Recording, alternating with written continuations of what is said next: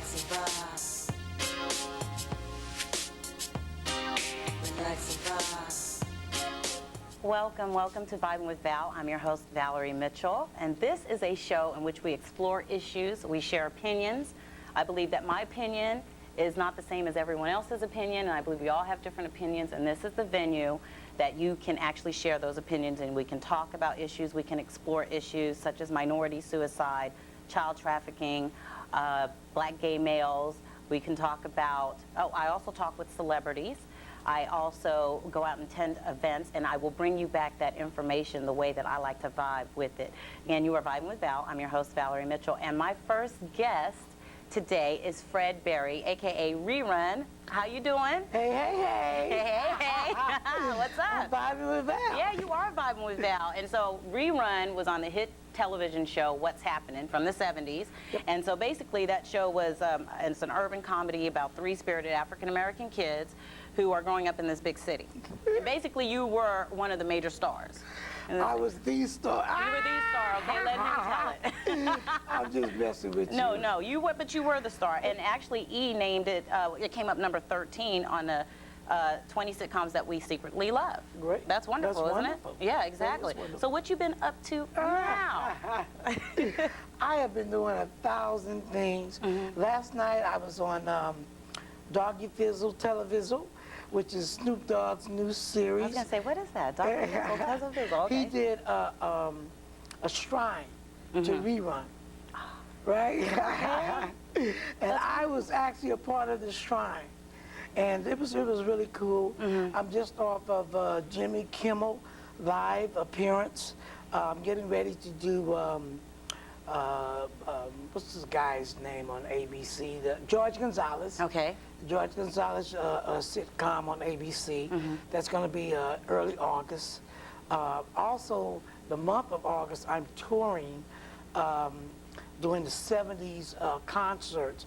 I'll be in Syracuse, New York for the New York State Festival. I'll be in the Hamptons. I'll be in Pittsburgh. In the Hamptons. Yeah. I'm also I'm doing a fundraiser for the American Cancer Society on the 15th of August in all places, Huntsville, Alabama. Ooh, Huntsville. Right. So I'm still, you know, We're going to go ahead and get working in started with the community. show because I have in the house vibing with me Michael Collier. He's a comedian and actor. How are you doing? Blessed. Thank you for having me on. Oh, I appreciate you showing up and being here for me. How does one have a vibing weekend? I'm just curious. What I mean by vibing is just everything going very smoothly, you know, and you're not sad, you're not unhappy about anything, but you know, life is good. Okay, my weekend was vibing. Yeah. Did you have a vibing weekend? Oh, all of them. I'd be vibing. I can't say the same. Oh, I can't well, you say can. the same, but you know, Okay. life goes on. You have to keep going. That's right. You are a man that has taken the art of being a comic and just, to me, taken it to the next level. I have watched you for many years, and I've watched you grow. And I just think that you're an amazing person. And I know you started off on Venice Beach. So I just want you to give our listeners just a little bit of information and background information about how you got your start, how it all went down for you. How I got my start? Well, I started out as an actor. I was an actor in Chicago, South Side. And started out there in Morgan Park High School. I did acting for a while, but then I saw in like 75, I would see Eddie Murphy doing comedy, and I was really excited about that. This young black man was getting money and respect and power and doing what he loved to do. And I always thought that I was pretty funny.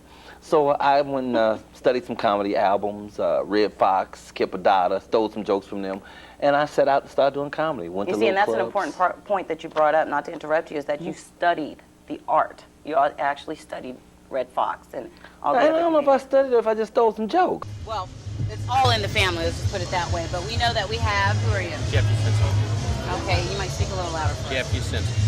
Okay. David Alexa, 6:30 all the way. All the way, woo-woo, hoorah.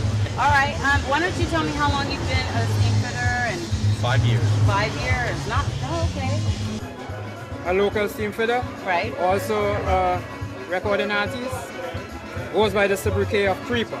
The creeper. Creeper. Right. Okay, so how long have you been a steamfitter? I've been a steam fitter for 31 years. Okay. I am now happily retired and enjoying the fullest. Right. Now tell me about maybe one or two good experiences you've had as a steam fitter. Steam fitter? Yeah. Well, one of them is getting into the business, which was a struggle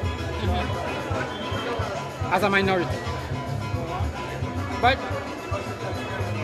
as time go by, and everything started knitting together, you know, nothing comes easy. Right. I wouldn't even say for minority, nothing comes easy, period. Right. Let me ask you, how do you feel, and I know you all work as one and you all contribute the same amount, but is there anything special in regards to the Caribbean and island workers that you Well, basically, what I see, my own opinion, their common denominators, most of those guys are wealthy.